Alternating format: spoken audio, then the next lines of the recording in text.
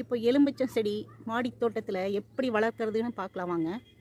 எப்படி செடி வாங்கணும், செலக்ட் பண்ணி வாங்கணும், மண் கலவை எப்படி ரெடி பண்ணணும், அதுக்கு வேர் மூலியமாக எப்படி உரம் கொடுக்கணும், பூச்சி தாக்குதலிருந்து எப்படி கட்டுப்படுத்தணும், இலை சுருட்டலை எப்படி இது பண்ணுறது எல்லாம் பார்க்கலாம் வாங்க. நர்சரியில் நீங்கள் கேட்டு வாங்கும்போது விதை மூலியமாக வந்ததை வாங்கக்கூடாதுங்க.